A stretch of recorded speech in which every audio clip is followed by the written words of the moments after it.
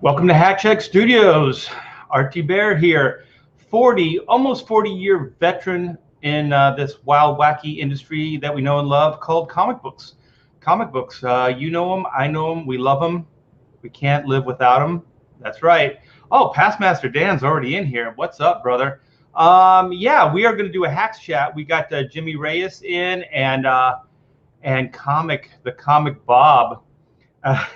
Comic Book Bob said he'd come in, so that's going to be fun. It's going to have one of my pontificator brothers in here, and we're going to hang out with Jimmy Reyes for a while and see what Jimmy's up to, and touch base with Bob. I wonder what Bob's up to. But first, I want to get a little update on Chrono Mechanics, and I'm gonna go right to we got to sign a life. We got Kevin Hart. What's up? We got Darren. Darren, what's shaking? We got I borrow ideas, only the good ones. Here they come. Yes, indeed, do. Joe Bernardo, what's up, man? Ink. Belo Ba. Inko Balaba. I think that's how you say that. I like it. We were coming up with Inko names. Inko's the guy up in the corner over here, and we're making T-shirts, Hack Check Studios T-shirts with Inko in there.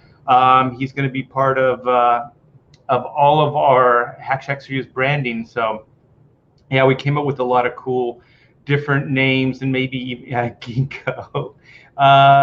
Yeah, all kinds of different fun names that we can use. We might even do like an Inko story, like a comic book with Inko. I'm talking to the Geek Art now. So let me show you. I'm going to catch you up on some stuff we've been doing with Chrono, and I know it's been a little bit of time. We've been with the move and everything, and just shuffling things around. It's been a little bit of effort to get everything done, but Chrono Mechanics Retrofit, the campaign is still in demand, so if you want to back a book, please do so. They are done. The books are finished and ready to go, so if you order one now, you will get it ASAP. But what I want to do is show you this cool thing that we did. And what we did is 1 out of every 10 books had a time card, a golden time card. So the idea behind the golden time card was, if you got one, if you're lucky enough to get one, you would fill it out and then you would send it to me, all filled out and signed with your hours and actually your backer number.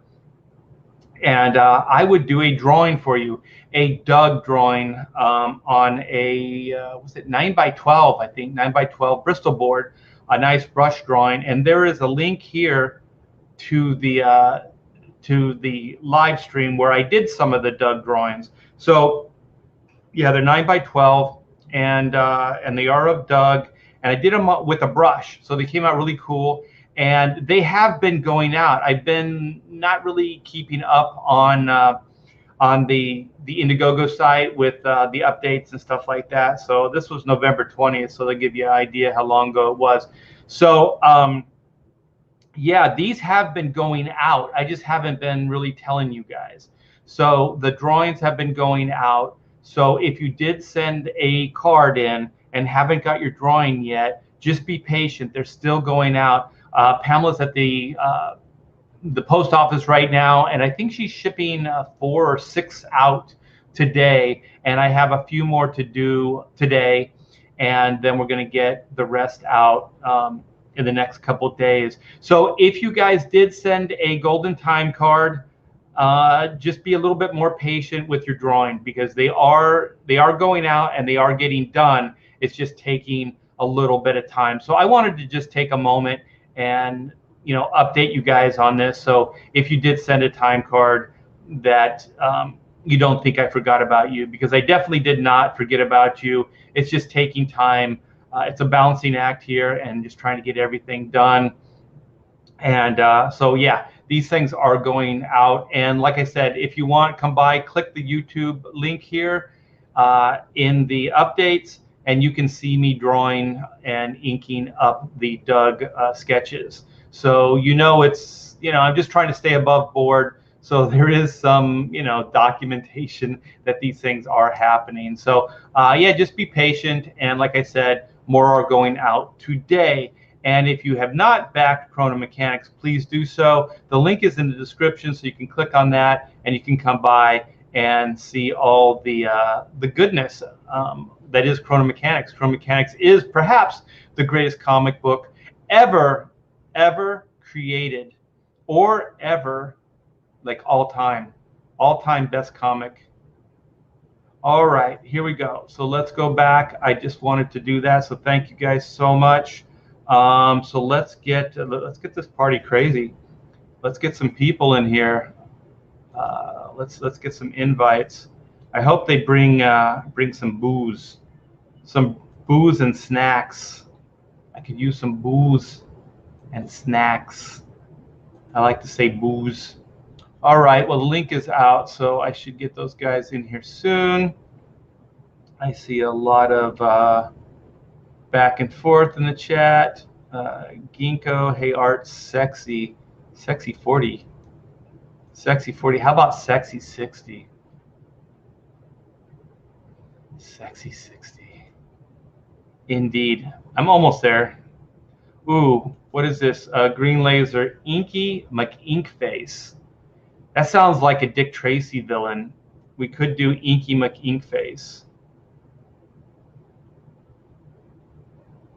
And that's for Inko. We're going to create a whole world for Inko. Oh, we got Edwin the Ace. What's up, man? What's up, my friend? Hope your book's doing well. Edwin's got a live campaign going right now. I'm working on Herb. Peaches and Herb. Get your herb in. Urban renewal. What's up? Let's see, Jasper 9, just popping in to say hello. Got to head out and do a handyman gig for the neighbor. Oh, cool, man. I could use a handyman. I'm telling you right now, there's so many little things to do. And it's not that I'm not qualified. I can do most of it. It's just time consuming. It's just stuff. Oh, we got Pedro. What's up, my friend? We got Pale Rider. Pale Art, the sexiest silver fox in Comicsgate. I might be the only silver fox, but thank you. Thank you. Where are those guys? Where are they? I sent the link. Figured they'd be in soon. I sped up the whole Chrono Mechanics thing so I could get those guys in. And look at this. They leave me high and dry. Just like Bob to leave me high and dry. Ugh. Yeah. All right, you guys. It's just us right now, so ask me a question. I'm not prepared. I'm not prepared for this. Let me see. No hate. Comicsgate is not a hate group. Comicsgate is not a hate group. I don't know if you guys know that or not. Oh my goodness, Jimmy Reyes, where are you? Jimmy Reyes is a little slow coming in, but he's right on his deadlines. He gets stuff done. Oh man, you know what I'm gonna do since you guys have been waiting? I know this isn't gonna show up though. Let me see if this will work. I'm gonna show you what's been on the drawing board. Let me fold this here. This is a cool action shot of White. So this is just a little thumbnail that I'm putting together. So this is, I think, page 2.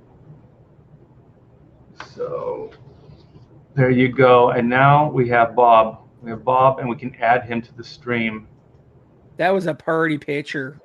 That was a pretty picture of White doing superheroes. Yeah, them there's a barrel down there in Texas, man. What are you doing, boy?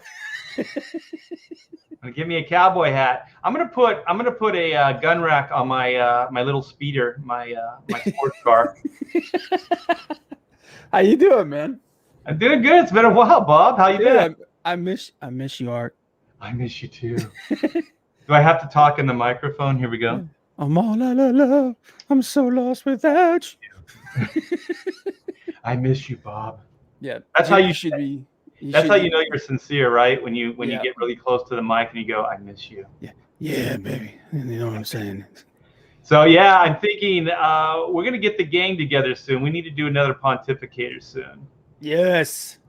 Yeah. We need something.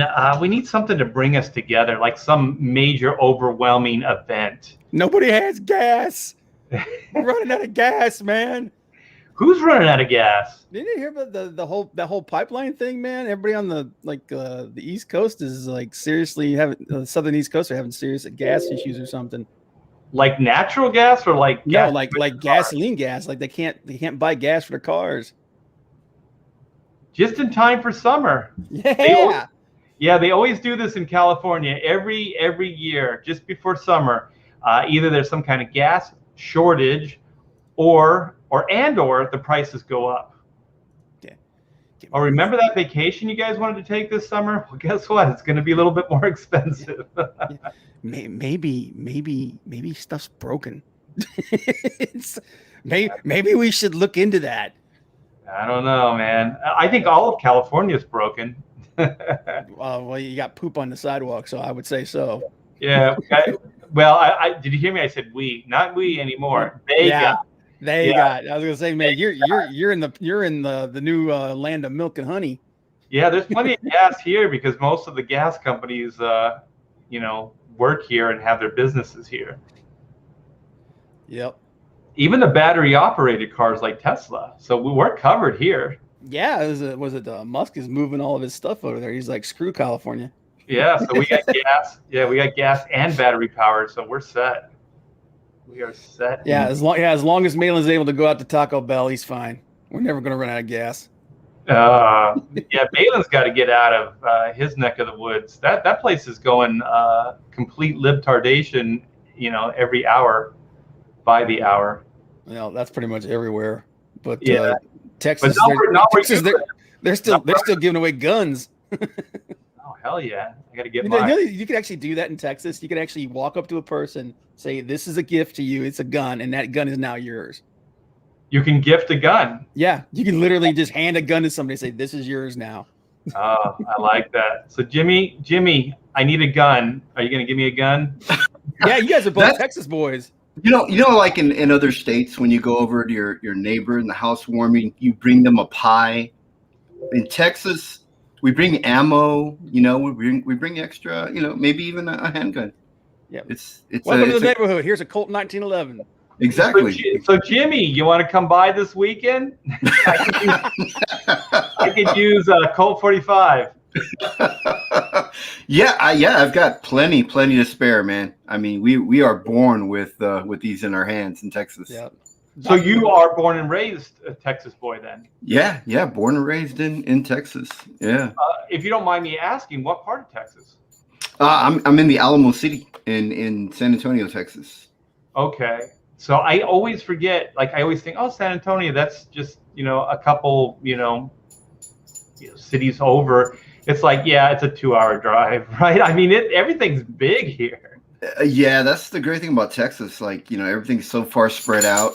Average homes are on a 1/4 acre lot, so it's cool. We don't really, even though people say like we're real friendly in Texas, rubbing elbows with the neighbor, but to rub elbows with your neighbor, you got to kind of lean over. It's a lot of space. I think that's why kind of like, yeah. I think that's why we all get along. We're friendly because they're way over there, Well, at breakfast today, my wife Pamela was saying, she went to church last weekend, Sunday, and just a lady came up, sat next to her. They started talking, and the lady said, "So you're new to the church?" And Pamela said, "I've been going for a couple months now." And then this woman, they're just talking, and then she said, "I'm thinking of getting some of the ladies together here and just having like lunch or breakfast once a week and just talking about the Bible and just hanging out.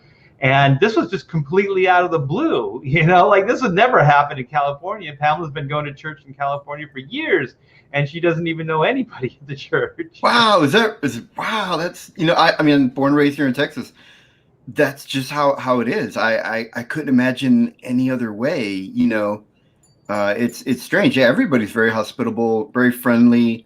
Of course, your highways are just like any other highway. You're going to get the same gesture out there, but it's Texas, so it's a little friendlier, the gesture, with it. You get a little howdy, and then you get the gesture that you normally get on the highway. But well, you gotta get the attention before you signal with the appropriate finger.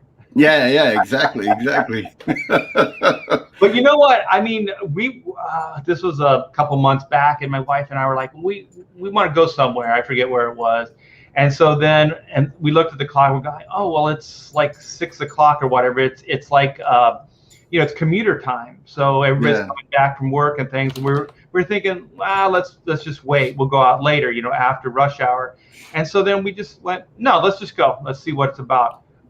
We drove all over this area. If this was rush hour, there is no rush hour. Oh, right. That's right. Yeah, you guys, especially in LA, like, you guys get some really, really, you guys get real traffic hour. People in New York and congested cities. Yeah. Here our interstates get backed up for 30 minutes, and that drives us nuts here in Texas. Yeah, I'm sure like driving into Houston or something like that would be a little bit more, packed. But just here, there was a little bit more traffic, but not much. It was pretty light. Yeah. I mean, we do get some backed up, interstate congestion for a couple of hours. Usually, it just takes after they get the cow off the road, then the traffic clears up. It's fine. A couple armadillo crossings. Yeah. I haven't seen a live armadillo, sadly, but I have seen a few roadkill armadillos, and it makes me sad. You've seen a few of the victims. Because they look so cool, and when I see them on the side of the road, I'm like, how did you kill an armadillo? They have armor, like, what I mean? Right, it's in the name. I mean, have you seen the trucks down there, dude? Oh yeah, they're like the size of tanks. Yeah, man, we've got a lot of dualies. I don't know if you've gotten introduced to dualies yet in California or here in Texas, but these dualies have like 6 wheels on them. Like, your truck's got more than 4 wheels. You're gonna kill whatever you hit. Yeah, they're big, they're huge, and they're common in Texas. But armadillos, they're cute art. They look cool, but they carry disease, and they will kick your butt, dude. Don't try to pick up an armadillo. I'm not, and they burrow too. Like I don't want anything that can burrow into my yard, so I don't like that. So, how you been? Like, what are you working on, Jimmy? What are you doing? Oh man, been pretty good. The last time you and I got to hang out, man, we had the co-creator of Dragon Rage with us, David Philpott, but he works a real job, so he can't be here during the day like us. No, he and I have put together Dragon Rage issue number 2, and the last time we were on, we were campaigning Dragon Rage number 1, and it went so well, people were asking for more, so we brought it back as a second chance, because if we didn't bring it back, people were threatening to throw a bunch of armadillo carcasses in my front lawn. So yeah, and nobody wants that, because I didn't know they had disease, but apparently they have diseases. Oh yeah. You don't mess with armadillos, man. Dude, my grandma's got disease. That don't make no difference. Well, apparently the whole world has disease with this damn COVID. Yeah. So did you guys have to get vaccinated before you could move, or we got out before all that stuff? And I just want to say, so I'm not an anti-vaxxer, but I don't think I'm going to get vaccinated. So take that to the bank. Yeah, I think my wife might. She's got some health things, so she might do it. But I keep thinking, I went a year, right? A year with this COVID everywhere. I've been social. Like I don't have it, so I'm gonna keep playing the odds game. You sound like my mom. I got it because my dad, my sister, and everybody. just to put that in ease. But then my mother's like dragging her feet. She's the one who's like guilting me into it, and then she isn't doing it. So I'm like, well, what the hell? She might be considering it, but you might be her test monkey. She's like, let's see how Bob Let's after see if 2 months falls off of him. So did you do okay, Bob? Were you able to stay out of the hospital? Yeah. I mean, I was a little under the weather because I just did it this weekend. The shot. I thought you said you had. Like, no. Yeah, she guilted me. Yeah, Art, come on, she guilted me into getting COVID. Go out and kiss everybody. No, you said your family got it. That's what you said. You said my family got it, then I got it. And then you back and said your mom guilty. Like, man, that's a tough family. You're like, everybody else here has already had the COVID. Yeah. You need to be part of this family. Why do you have to be different?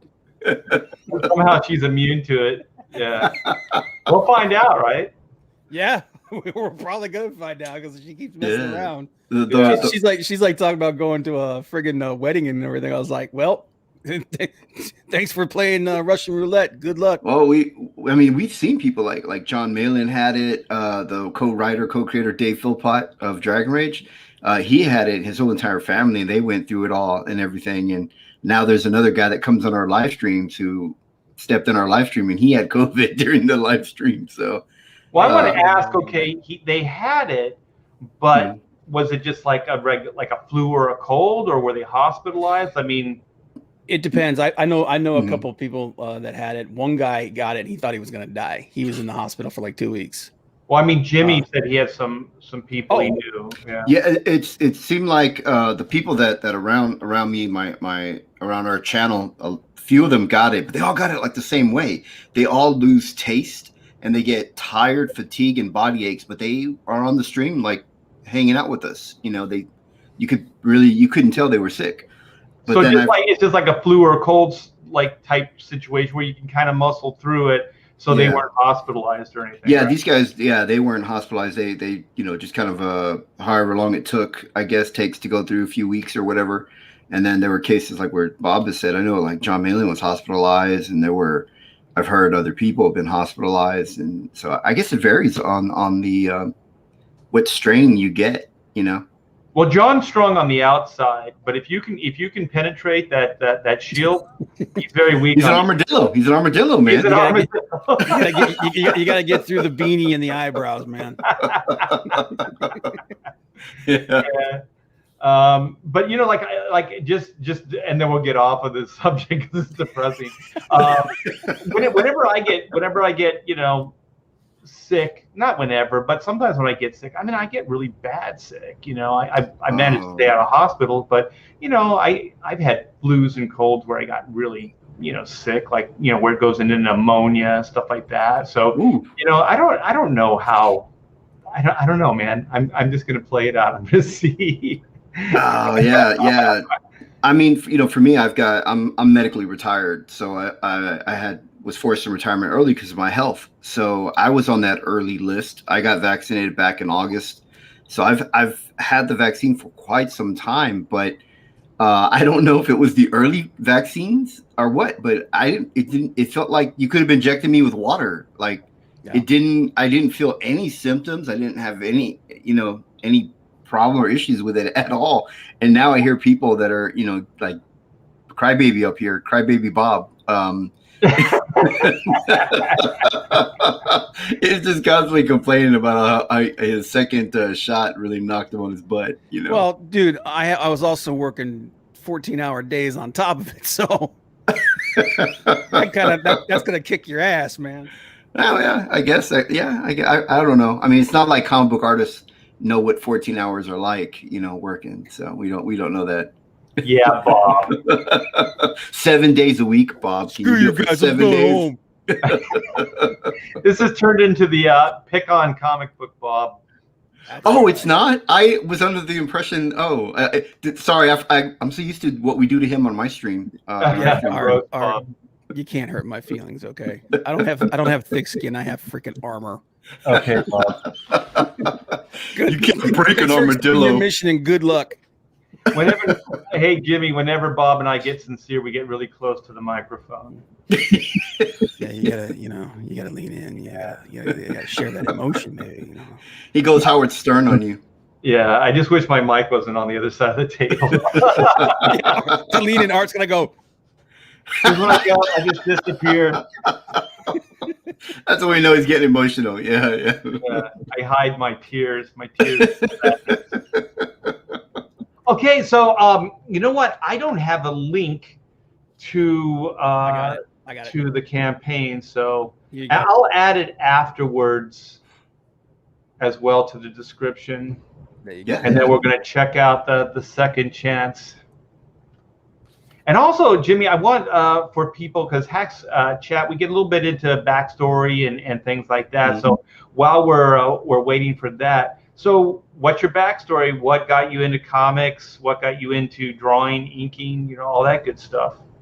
Oh yeah, I was. I'm getting an echo. Oh, are we sharing screen?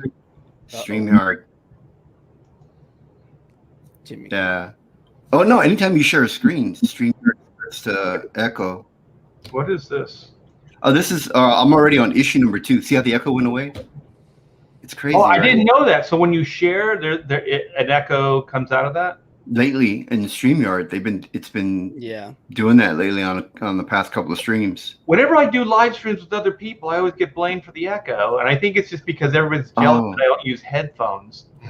That's a big part of it. That could be it too. That could be some earbuds, Art, for God's sake. It doesn't always happen, and I think some of it is the sharing of the stream. Well, I mean, it is true about the sharing of the StreamYard. That's been happening lately, and I've been on a few streams trying to, go through the campaign. Yeah, see, Bob. Bob.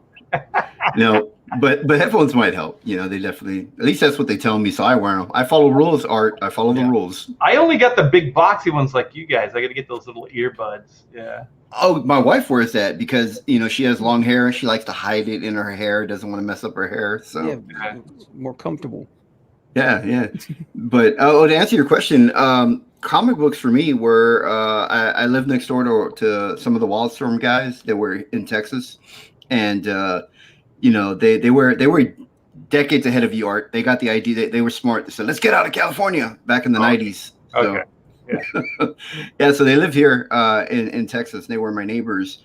And so I would go over and hang out with them, and I wanted to be a penciler, big fanboy, and I just watch. And I started watching these guys ink. They taught me how to ink, and I learned the Wildstorm way.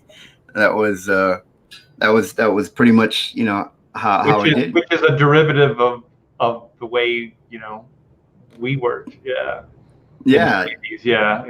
So we have a similar, we had the similar style similar DNA. So who were these guys? Can you name drop? Yeah. Salim Crawford, John Dickinson, JD, Mike Miller was my neighbor. JD. Yeah. Mike Miller? Mike Miller. Yeah, Mike Miller. Salim. So he was in. Okay. Yeah. He was in here a lot longer in Texas, and he just makes fun of Texas. It's tough. It's tough talking to that guy sometimes. Yeah, he lived here for a while now. He was my neighbor, and Salim Crawford was my neighbor as well. And so they taught me, how to work, ink and work the quill and work the brush and stuff like that. And they contradicted each other all the time. One worked once. Mike wanted you to work one specific way, and Salim's always would do that. Comic book Bob lean into the mic like, "No, man, just forget what he said. I'll show you. Just nod and smile. Just hook up with me later. I'll fix it." that was Salim Crawford, and so I really love Salim's work. And at the time, he was working for. He had just finished up that Heroes Reborn thing that Wildstorm had done at Marvel Comics, and he was inking Mike Miller on Aquaman. Cool. Yeah. Interesting. Mike Miller's connected to everybody. Yeah, Art's got some stories about the Heroes Reborn. Yeah, and it was funny too because I would study your work. Your work was of course I started with the godfather of modern day inking, Scott Williams, and I said I need to find somebody else. I need to branch out there. And people were telling me about Terry Austin and guys before that, but I was trying to find something current, and I found your work, and so I started following you. And I followed you. Then from there, of course, the new generation came out of Wildstorm and like Sandra Hope and all those guys, and I started following those guys. And in the meantime, I had been working in comic books since 1990, I think, as an inker. That was a good time to get involved.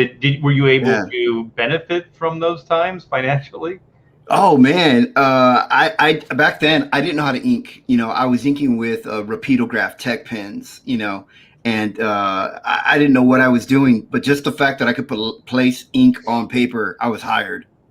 And so I started inking all these people, but I knew how to mimic and fake those lines with tech pens. I didn't know how to use a quill or a brush. I didn't even know they existed at the time. And I guess that was how I benefit from it. I tell people like rapidographs and like markers, like microns, things like that. Yeah. They're drawing tools. They're not inking tools. So when you use those tools, you have to draw an ink line. You know what I mean? Like you have to draw one line, and then you have to backfill it for a hatch. Like you can't really just like throw down the line. Yeah. And so I see people ink like that, and I'm like, I know you have more control. I know you feel like you have like more satisfaction. You get more satisfaction because you have that control, and you're a little intimidated by like an ink pen, like a crow quill or like a hunt or a brush.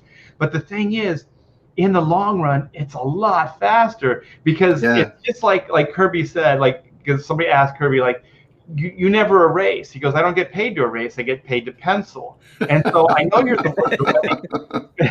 the way I am when I ink. It's like every line I put down, I want to make sure it's the first line.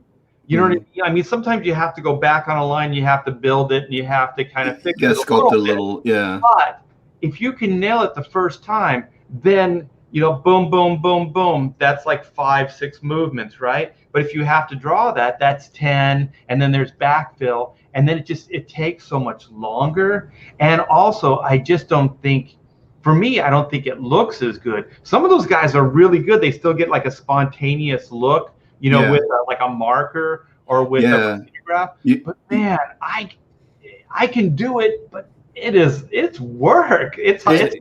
It's easy to make mistakes. I think the reason that people like it is for a couple of reasons. I'm just assuming like the reason why I would like it back then was for one, I was used to holding a pencil, and it was the closest thing to having that feel of a pencil. And then I think I wasn't confident in my line yet. So having that being able to scratch my lines and shape them, made me feel comfortable. But once I learned the quill or the brush, you have to have that confidence in that line. You got to know what line you're going to throw before you throw it. Right. I say this, it took me years to figure this out, but I tell everybody this, and I trademark it. So anybody that, you have to give me credit for it. But writing and penciling is a process. Inking is a performance, meaning like, okay, you're a stage actor, right? So you rehearse, right? That's like writing or drawing, right? So you're finding the character, you're getting into the character, you're putting all that work in there, and then you finally nail it, right? So now you're confident, and now the stage, lights are on, the curtains open. That's a performance. Okay, so there's two different sides. So when I say that writing and drawing is more of a process, meaning you draw a line, you don't like it, you erase a line. You write a line of dialogue, you don't like it, you tweak it. When you ink, you don't get to do that. It's a performance. You're out there on stage, right, wrong, and different. So whatever you throw down, that's the performance. You know what I mean? Like you're live. You're live. I was gonna say you're live. There's no net to catch you. There's nothing.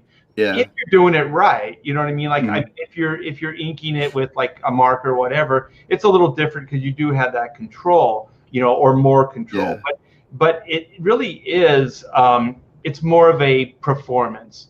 So when you screw up, or if something's not quite right, that's the performance, right? That's what it's going to be, and then you move on to the next figure, the next panel, and that's what that figure, and that's what that performance is going to be, and then so on and so on. So when you ink, you're really in the moment. It's live. You're in the moment. There isn't a do-over. Yeah, it's kind of like tattoos. I mean, although we have whiteout, but I hear young artists and people go, well, there's just whiteout. You white it out, but whiteout, it's really, really tricky to do. I don't know about you. I hated using whiteout.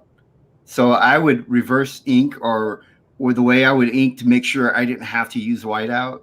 I don't know about you, how you feel about. I don't like it. It doesn't really, it depends on what you're trying to do, but it's hard to ink over. And also there's an art to putting the whiteout down too, because you want it smooth. So you want to make sure that it's shaken up properly. And then when you put it down, that it's smooth. There can't be any of that crusty stuff or any of that crap in there, because that'll devastate your line. So you have to, there's an art to even putting down, putting down the whiteout so you can ink over it.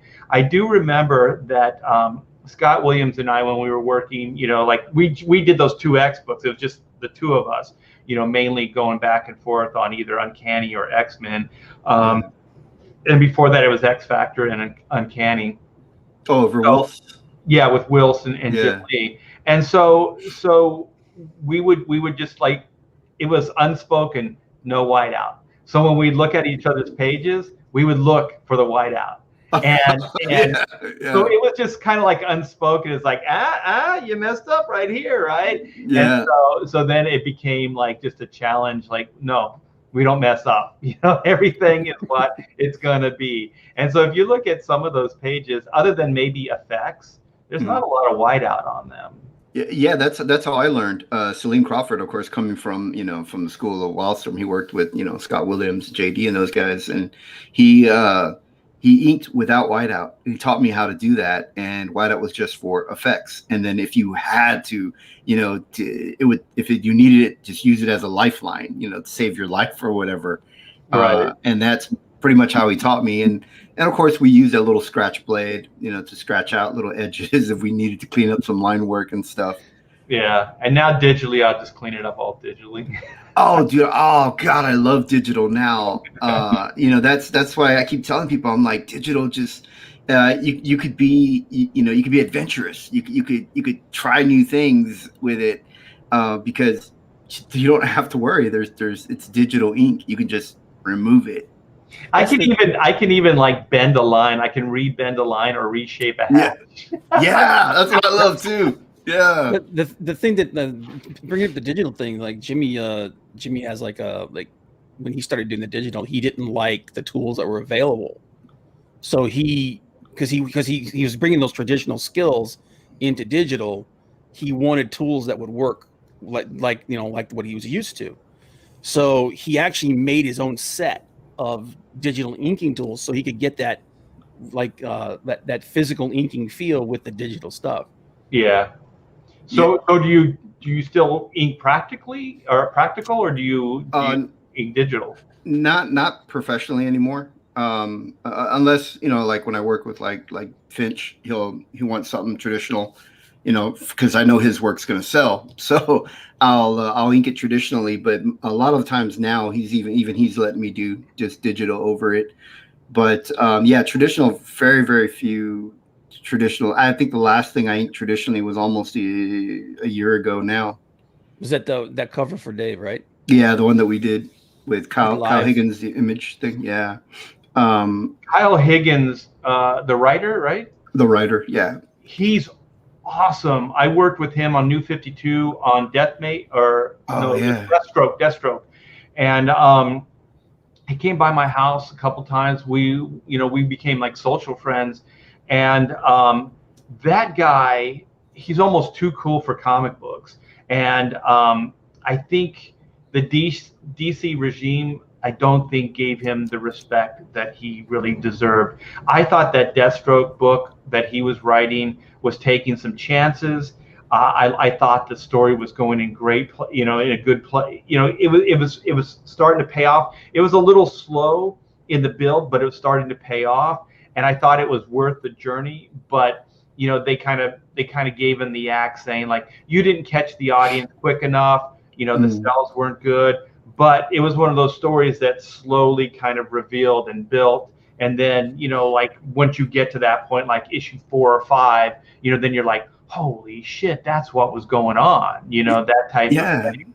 And I just thought that he kind of wasn't respected as much as he should have been at DC. And maybe it's because he was more of a new-ish writer. I guess he had worked with Scott, what's his name, Snyder, on some Batman stuff prior. But man, he is really good. So you're working with Kyle these days? No. I mean, Dave and Kyle have been friends for a long time, and Dave and I are friends. So we did a cover for Kyle's new book because after he finished his run on Power Rangers, because he had a really good run on Power Rangers, he decided to either do it on his own or I'm not sure, but he did his own book, and it's a lot like Power Rangers, and it's pretty good looking. It's at Image Comics called Radiant Black, and then we got to do the cover to issue number 1 for him. But now, I primarily focus on Dragon Rage, and primarily do that. Although I do go out and want to help like my fellow indie creators and everyone. And so Mark Polden had a book. He needed some inks on, so I stepped in, helped him ink. John Malin's looking for an inker. He and I have been in contact, and so I might be helping John Malin on some stuff, and so I mean I want to be as available as I can to help everybody out there as much, and of course still give my my priority is to Dragon Rage. So Dragon Rage, are you the penciler, inker, or a creator? Yeah, I'm penciler, inker, creator, but we also brought in a new talent named Jazz Singh, who is just I think he's freaking nuts, man. Yeah, he's like a Travis, Charist or Sheree, however you want to pronounce his last name. Debate rages on. Because I was gonna say because I remember the Wildstorm guys that were I got to meet a few more of the through my neighbors, and they always laughed and joked about how to pronounce Travis's last name. I always heard it was Charest. Charest, and then they told me the story of where he would say no, it's Sheree or something, and he would argue that it was Sheree. So I don't know. Why can't we use initials with that guy? TC or something, Yeah, TCS1. Yeah, the thing about Jazz is he's super young too. He's like 24.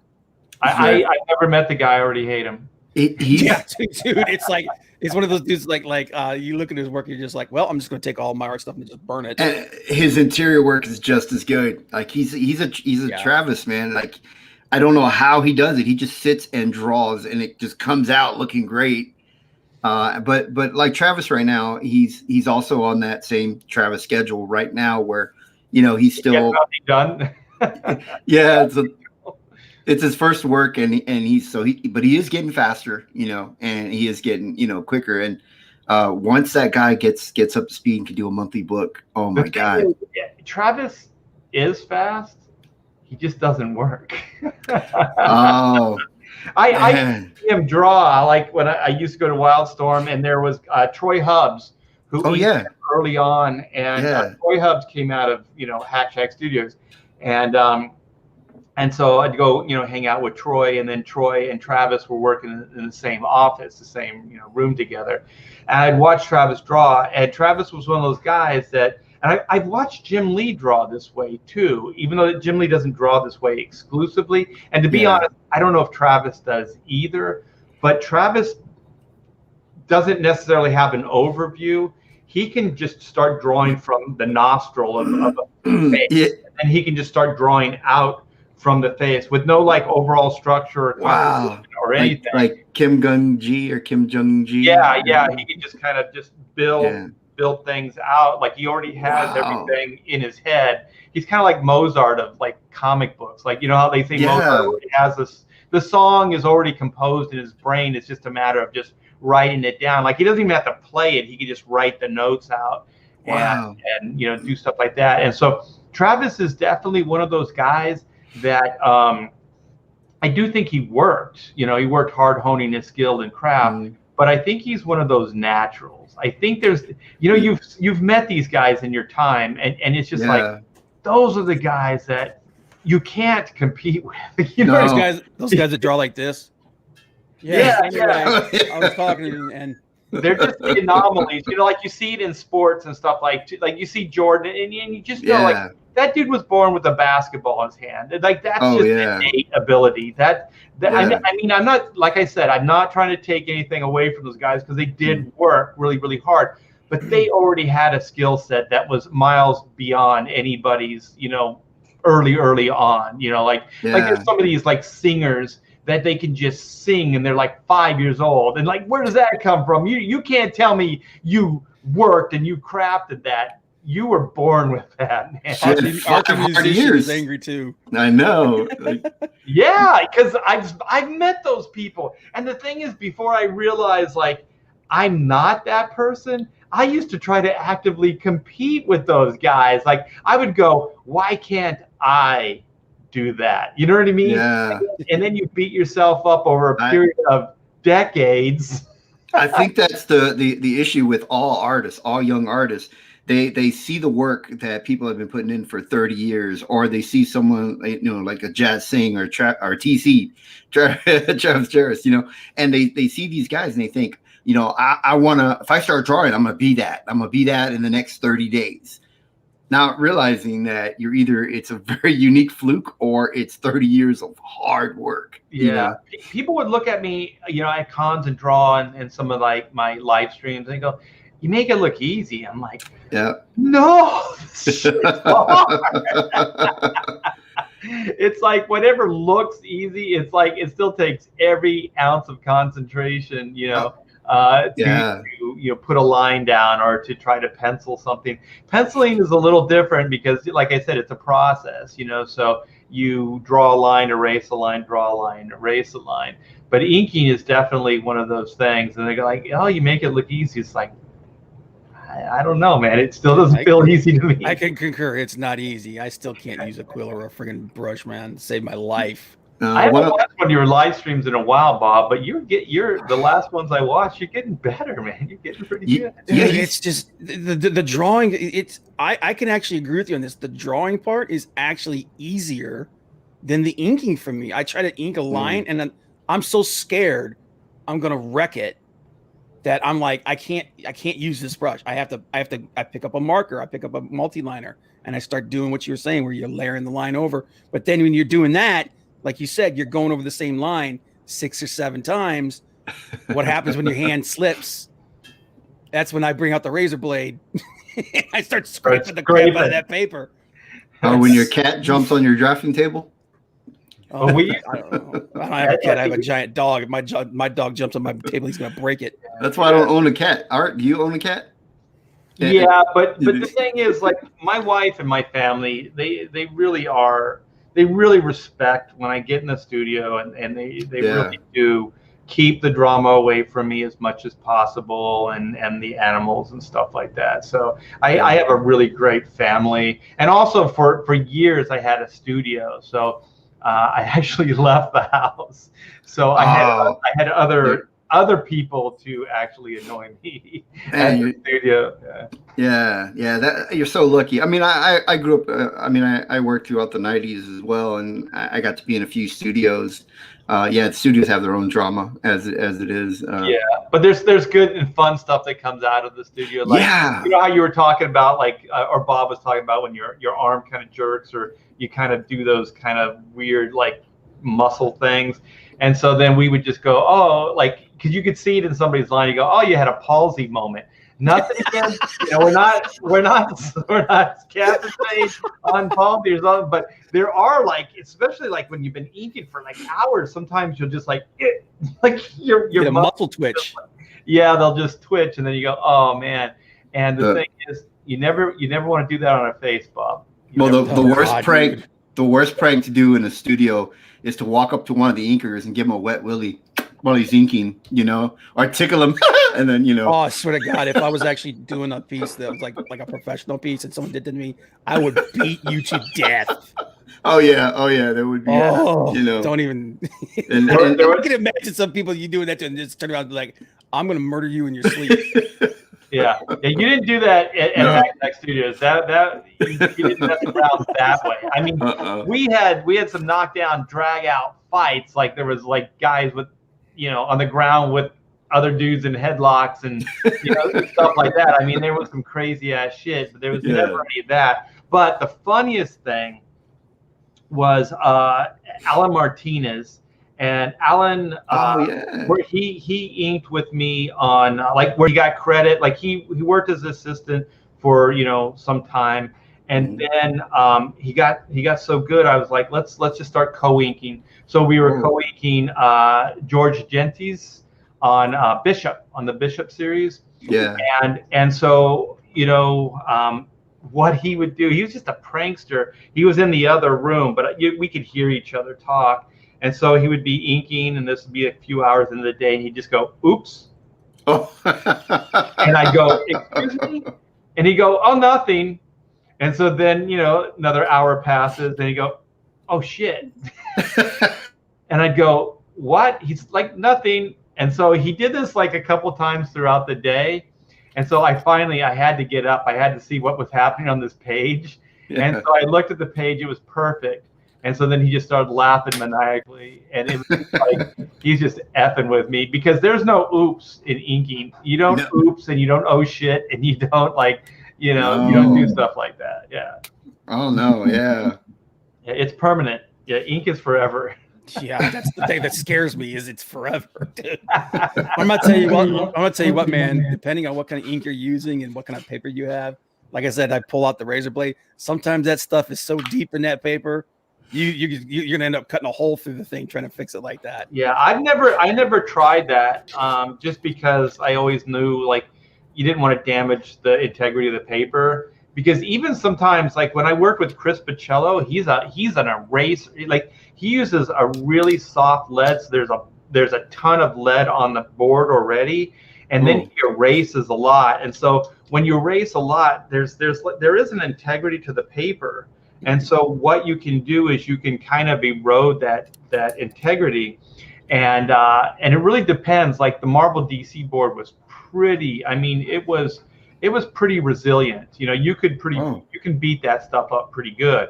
But if you went too far, and then also you're actually digging the lead into the board. So you've seen where lead is just, you can't get it out of the board. It's like it's one with the board. Yeah. Sorry. That's how Dave Finch, he's very, very heavy-handed.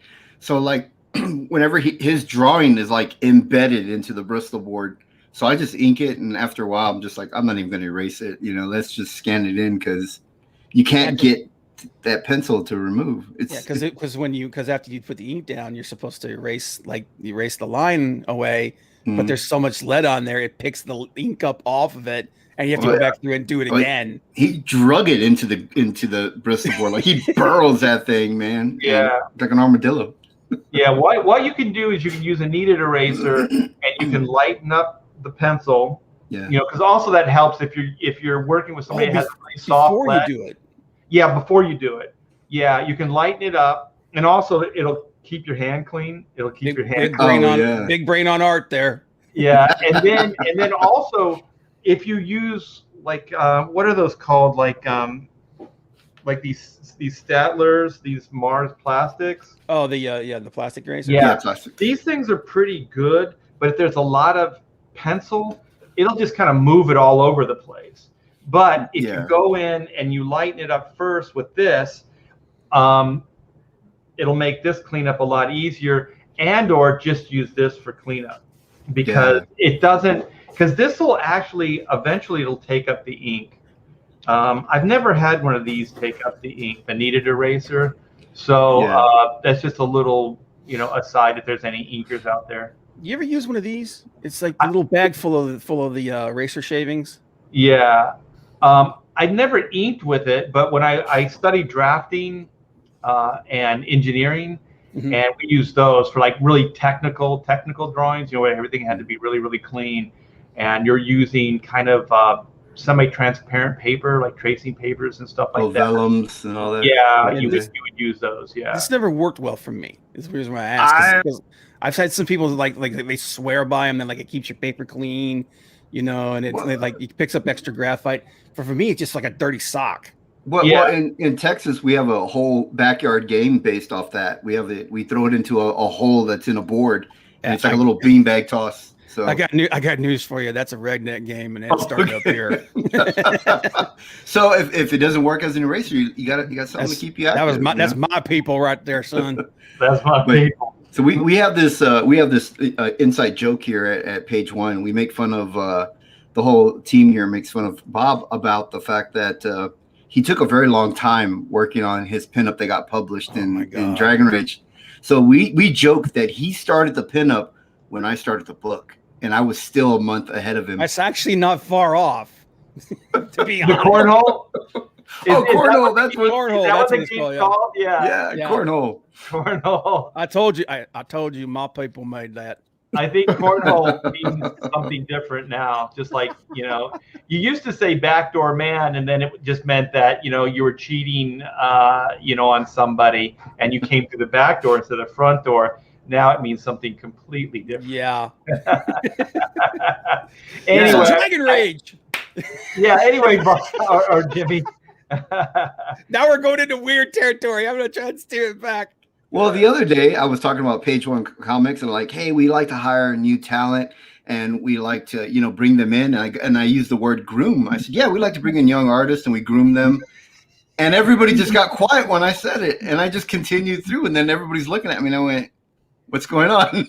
They're like, groom means something totally different now. I'm like, oh, Jimmy, I can't keep up. You can't groom little boys anymore. Like in the past, you could groom the little boys, but you can't do that. Every stream, I'm making a little notebook. I'm like, oh, we're gonna have to explain that. You can't say anything anymore. Now I understand my grandfather. But the best thing about being where I'm at in life, Jimmy, and hopefully you and Bob, you know, will live long enough to know this. I don't give a shit. That was my grandfather. I'm there, man. I don't have as much white in my beard, but I'm there. Yeah. I think that's the key, Jimmy. You just don't care. Groom all the little boys you want. Who cares?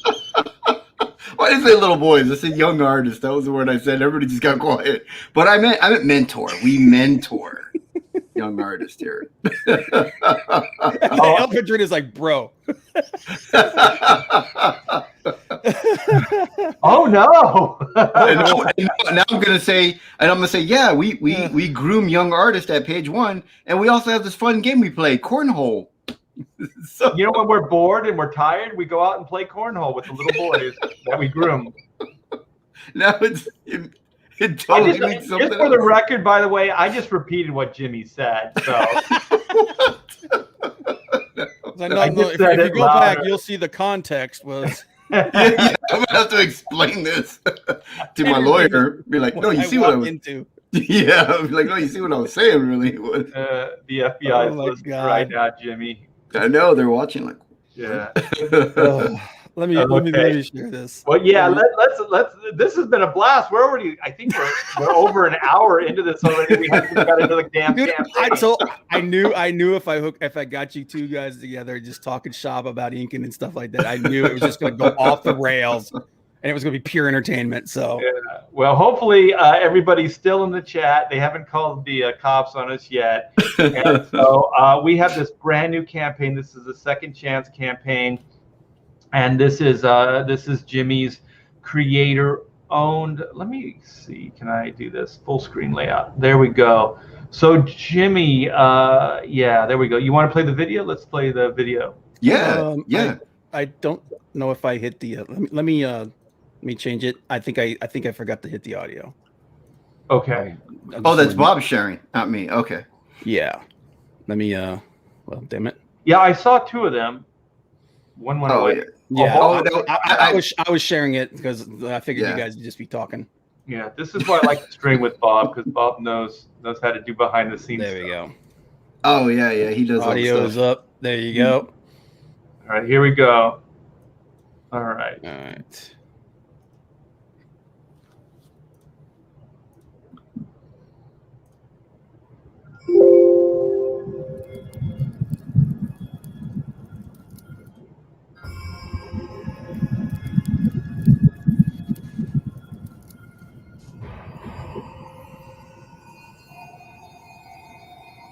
I like it already.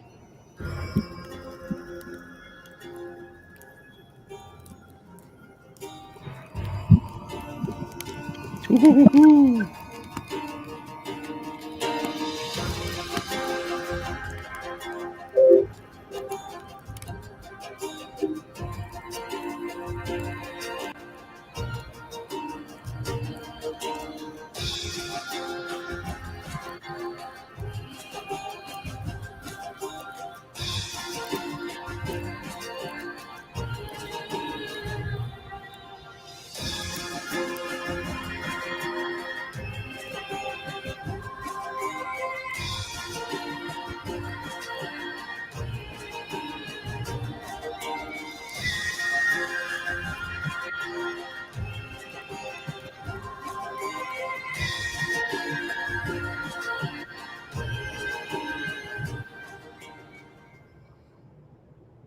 That looks great. Oh, there's the There's the credits.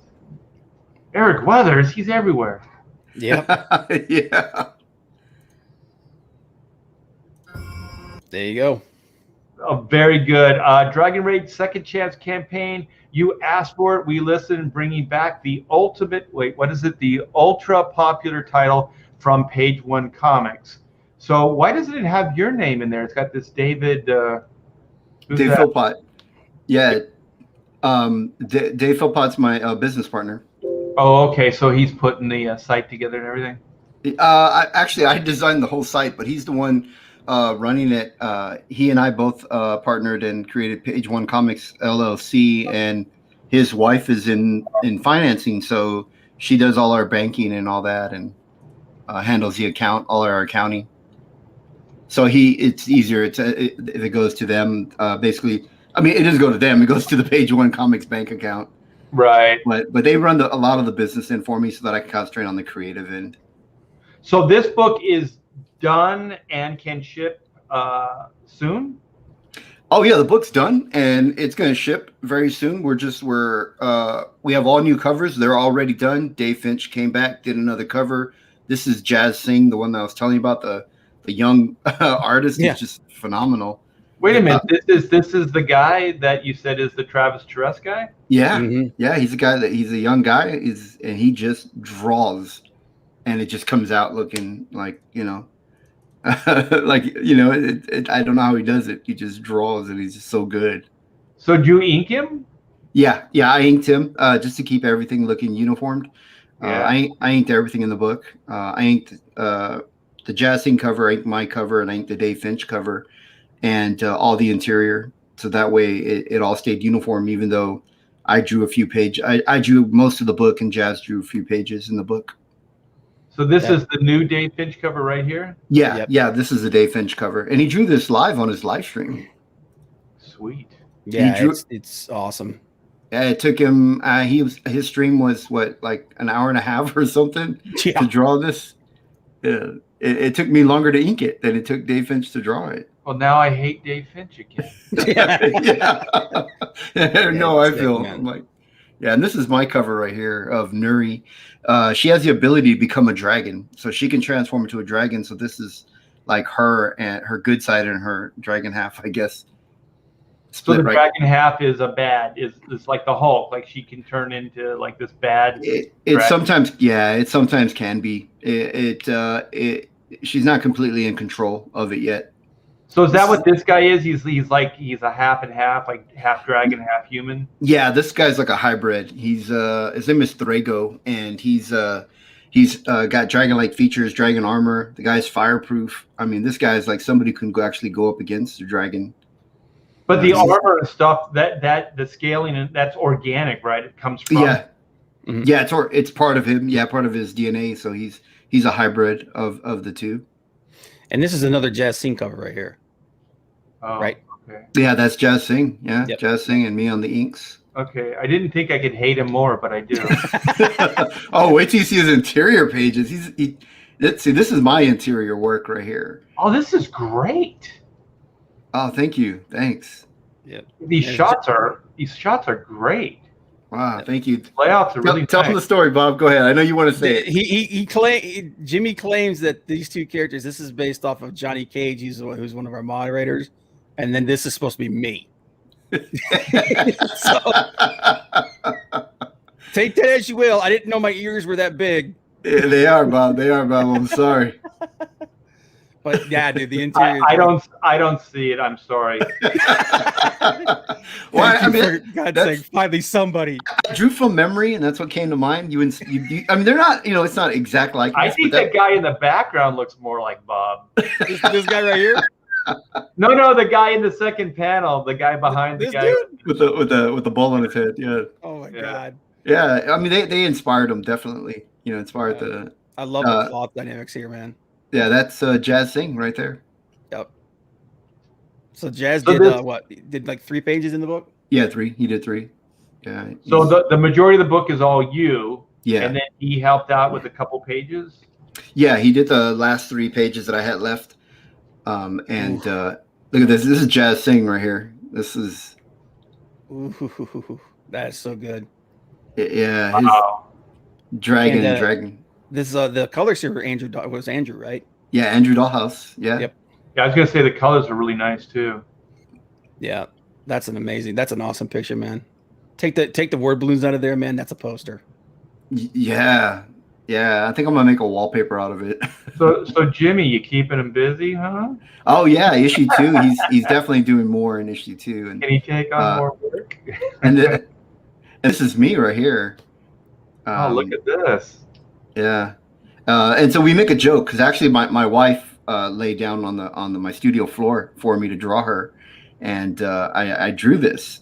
And when people were asking like, "Hey, is that your wife?" Anna, and I said, "No, that was Comic Book Bob. He posed for it." I do all the butt shots. That does look just like Bob's butt. Yeah, that's what everyone says. Doing the butt. And we're already working on issue 2. It's a boogie in the butt. Boogie in the butt. Yeah, the Eddie Murphy. Stick a dragon in your butt. And Bob, I don't know if it didn't load for you, but in your butt. In your butt. It didn't load for you, Bob, but I put your unboxing video on there, and then Dave Finch did an unboxing video of Dragon Rage. Yeah. I don't know. Yeah, I see. Yeah, I know what it is. It's my thing. Is my ad blocker is blocking it. Yes, it looks great, Jimmy. I mean, the artwork looks fantastic. Thanks. The colors, everybody that you're working with is top notch. So, and Bob is really good as well. I'm an amazing. I'm an amazing butt model, man. Come on. He is, dude. Bob's butt's what's selling the book. I like that Jimmy's butt, like Bob's butt, is more accurate than the guy with like it just goes to show, like his face looks more like my butt. It's got the same amount of hair. Jimmy was paying more attention to Bob's butt than he was his face. Yeah, I got more like this. Yeah, and so or it's scar tissue. You know how like there's things that you just remember because it was so horrific. Yeah, it's like whoa, never get that image out of my head now. I'll be drawing it everywhere. Every time he draws a butt, it's gonna look like Bob. What's that movie of that kid where he starts out and he's like, I couldn't stop drawing penises. I drew them everywhere. It was what movie was that? Was that in my bad something? Oh, was it Bad Santa? No, Bad where the kids go off to a party and all they want to do is Super Bad. Super Bad. It was on Super Bad where he talks about that's when he was younger. He filled sketchbooks over and over of just male genitalia. He was like at Extreme Studios. I'm not going to name names, but there was a certain artist that went to lunch, and so there was another artist that actually may have started this whole thing, but there was a penis that was drawn on his board. And then there was another penis drawn on his board. and every one of these penises was like drawn as a different artist. So this would be like, this was what George Perez would look like if he draw a penis about this big. J. Scott Campbell's had eyes on it. This like is Simon Bisley, you know, it had veins and everything and all kinds of crazy hair. If it was Dokio, it'd be all thick, yeah. So someone did a Disney-fied version of one. Yeah, by the time he got back from lunch, his board was covered. Oh, you know what would be a great joke though? If he had already been drawing his page, and when he left the lunch, you hid one in his artwork on the page. Pull like a Disney and like hide the imagery in there somewhere. Yeah. Oh my God. See if the inker catches it. All I have to say is that Extreme Studios and early Hack Shack, well, all of Hack Shack Studios, I am so lucky that there were not cell phones and there were not cameras on cell phones.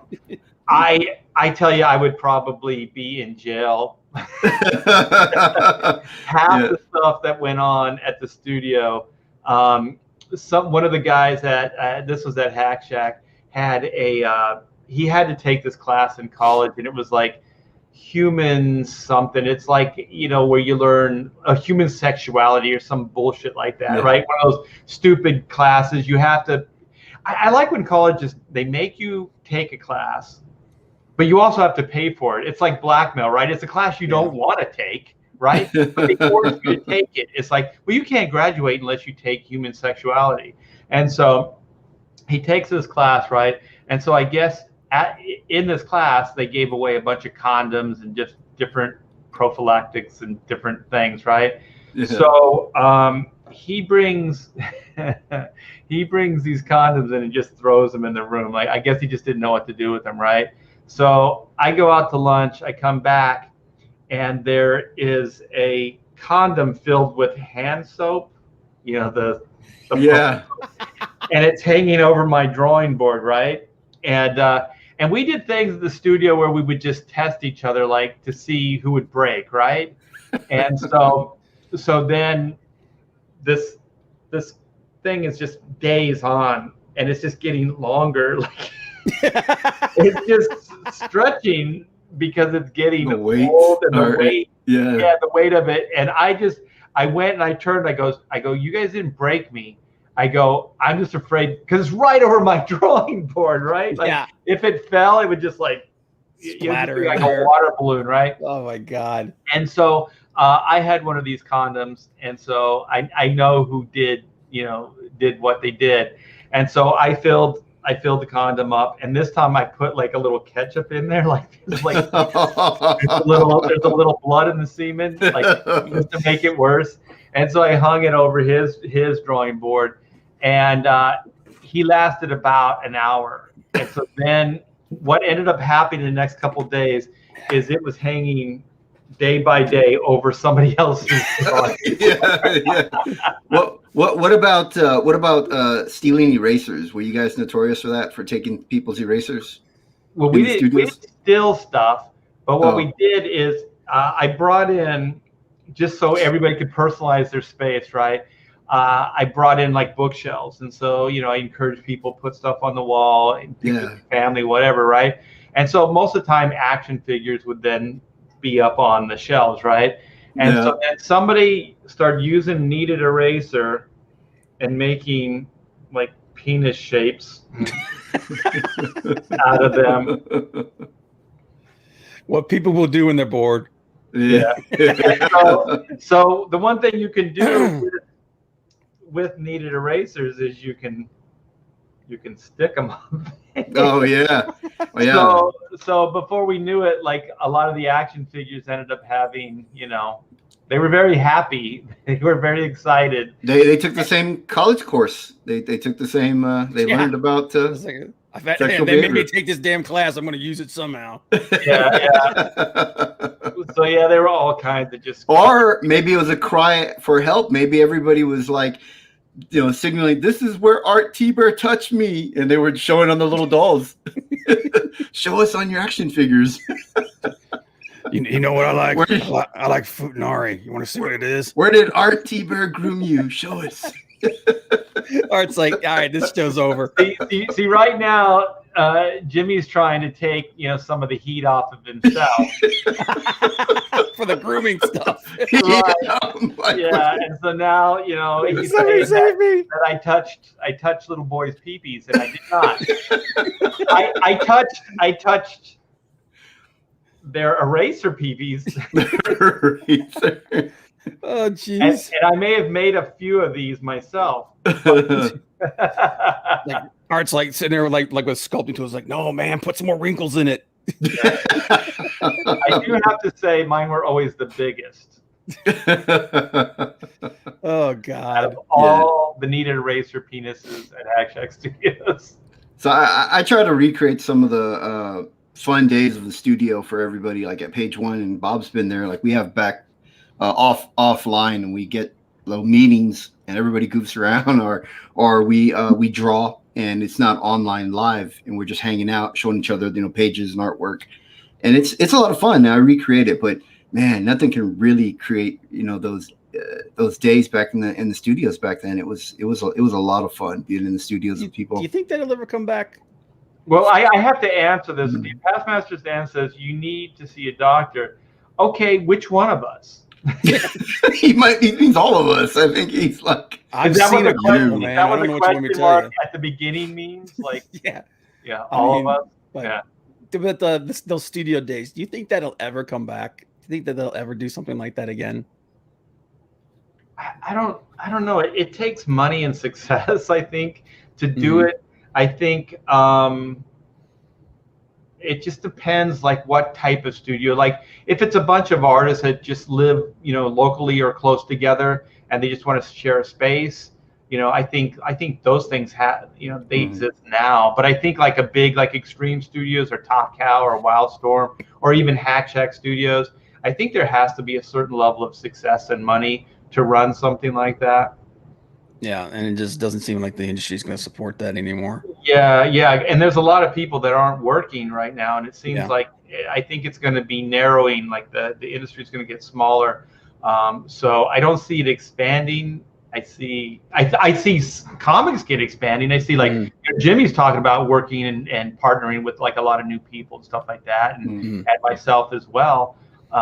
So I see that expanding, but I don't see mainstream. I don't see that type of stuff really expanding. If anything, I think these studios are probably going to start going away because with COVID, I think a lot of businesses realize that you don't need these studios, these office spaces. Yeah. I just look at like you look at the success of like manga and stuff like that, and if you had some kind of a model like that, with that kind of mileage. That maybe something like that would be possible, but the way Western comics are right now, I just don't think it's possible. It would be so cool. It would be so cool for that to still exist, right? But I just don't see it. I just don't think it's viable anymore. Well, I think like if you had somebody like Ethan, or even like what Mitch is doing, with his I forget what his publishing company is called. But it's all going to take some major money. But Comicsgate can do it because it just takes one success. Cyberfrog, $1 million. You know what I mean? And then all of a sudden you can expand in ways that maybe Jimmy and I couldn't, or whatever it is. And we're all going to expand. I mean, Jimmy's going to do what he's capable of doing. I'm going to do what I'm capable of doing. But once money really starts coming in, it is the key. It's the key to all of this creativity, because there are, I said it on live stream before, there are so many things that I'd like to do and that I have the will to do, and the imagination to do, but I just don't have the resources to do it. Yeah, and it's mostly money. So when you have money, then you can take chances with new IPs, or you can hire people to help you out, which means you'll have more time to draw, or like whatever it is. And so that becomes the issue.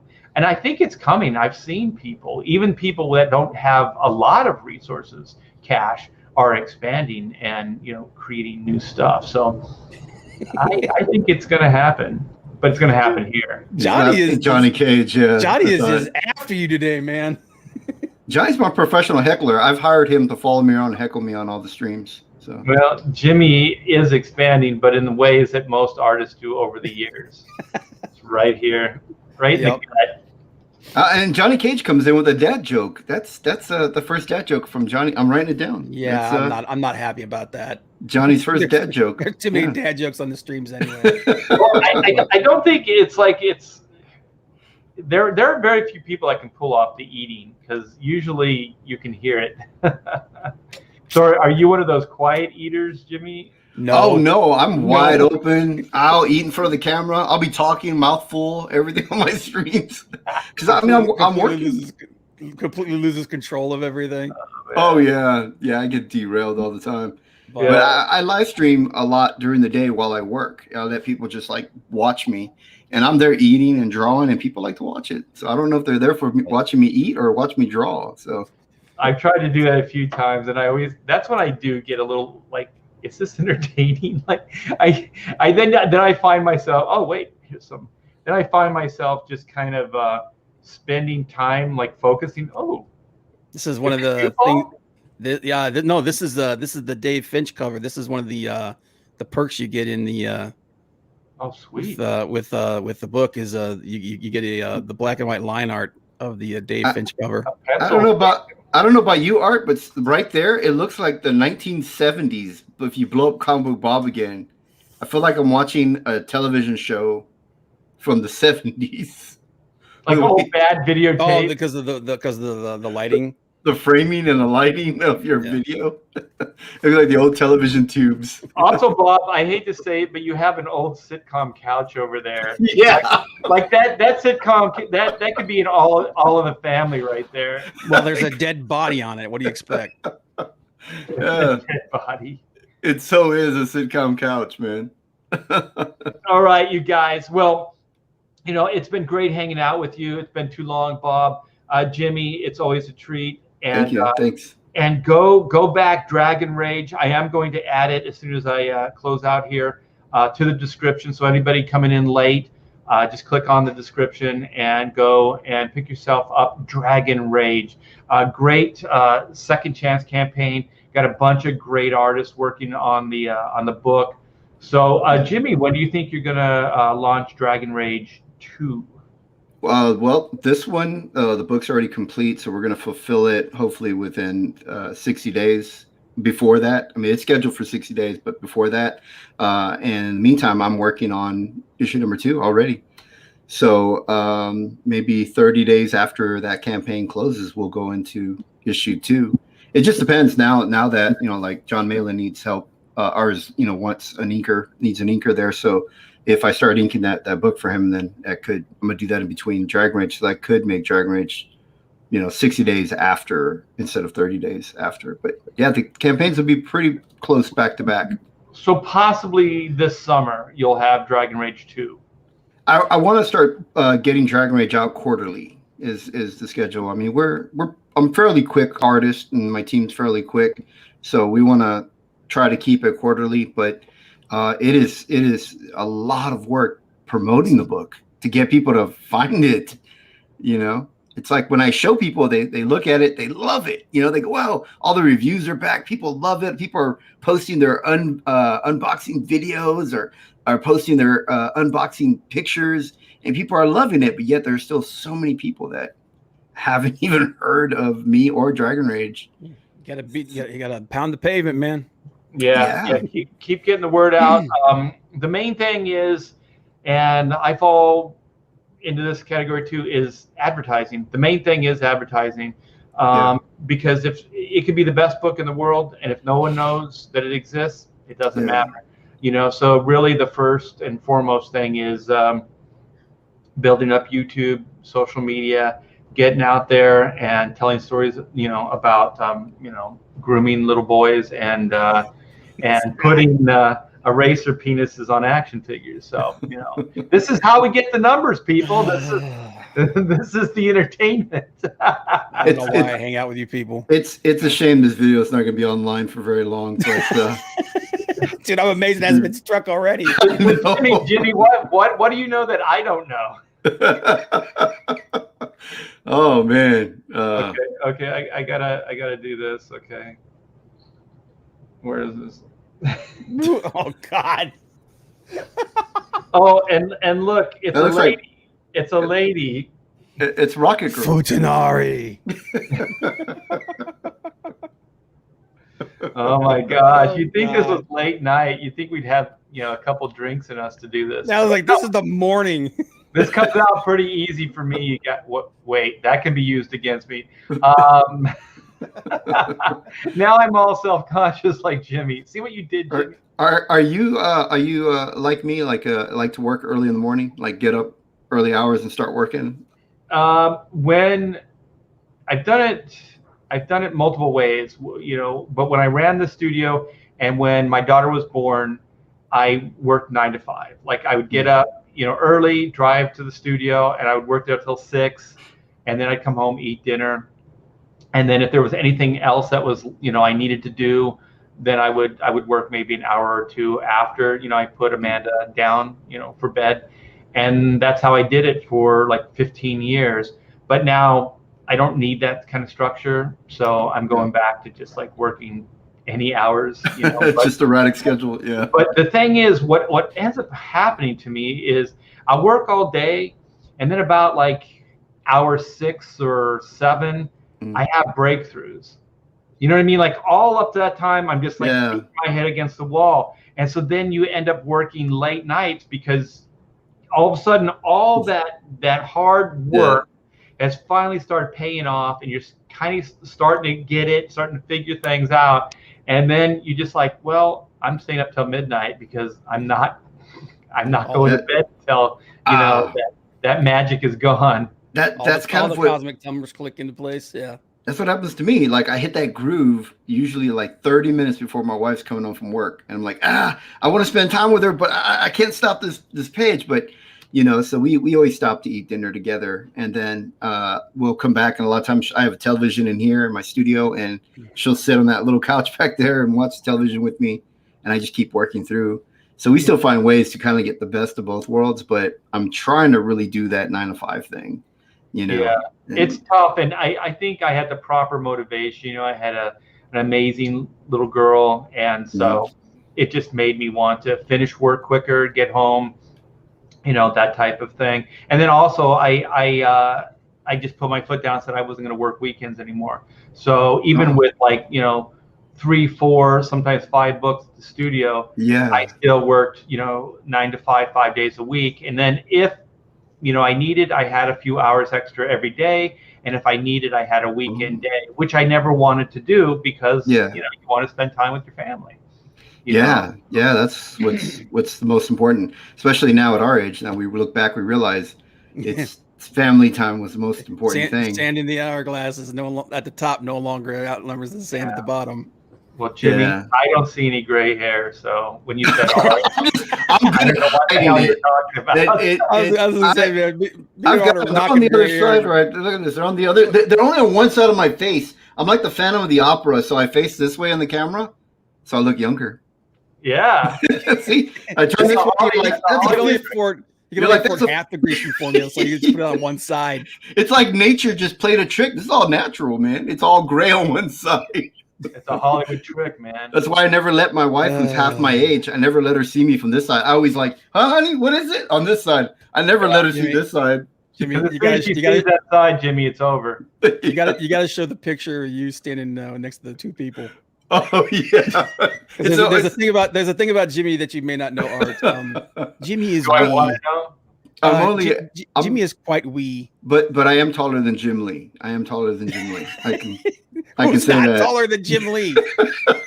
Like an action figure is taller than Jim Lee.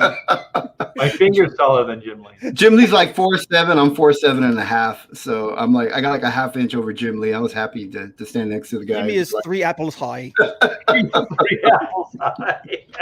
I've got you can just stick them in your pocket. So I'm extremely short, right? And I'm very stocky, and I'm really short. And I was a boxer when I was younger. I boxed in tournaments and everything. So I thought it would be really cool to stand next to this guy who is like, he was 7 foot, or a little over 7 feet. And I stood next to him and took a picture. Dude, I am like, had his crotch I was like, Jimmy was a boxer. I was like, what'd you do? Punch him in the kneecaps? Well, most boxers are pretty short and slender, you know, but I'm stocky though. But I look like a mini me of that guy. Like he's 7 foot and he's stocky. I'm stocky, but I'm like we're supposed to be leaving and I'm derailing it with everything, man. Sorry, guys. We'll have to show you that picture sometime. Yeah. We're going to do more shows. This was a blast. So thank you so much, Jimmy, for coming in and sharing your new campaign with us. That's Dragon Rage. Go back it today. And Bob, it's always a blast, man. We gotta. I miss you, man. Yeah, we gotta do bring back Pontificators for a very special night. Yeah, do like the masterpiece theater thing. Yeah, a very special engagement. I don't know we're going to talk about dick jokes. Yeah, we'll all have a big back chair. We'll all be smoking cigars in our smoking jackets. Yeah, drinking cognac. We'll all have to get some of those couches like Combo Bob there. Those what did you call it, Art? Like sitcom, like couch. Sitcom couch, like All in the Family or something. Made out of the same fabric that like all the professors on television would have. They like the tweed jackets with the leather elbows. Yeah, elbow. Yeah. It's like, what the hell's that for, dude? Yeah, those guys are not physical people. Like, why do you have these elbow pads? Like, well, maybe they are. Maybe because they rest their elbows on the desk. Yeah, they do that. Yeah, they do that. They when they ponder. They need that, Yes, indeed. Yes, indeed. All right, man. Well, thanks everybody in the chat for hanging out with us. Had a blast. I will see you soon. So take care and later.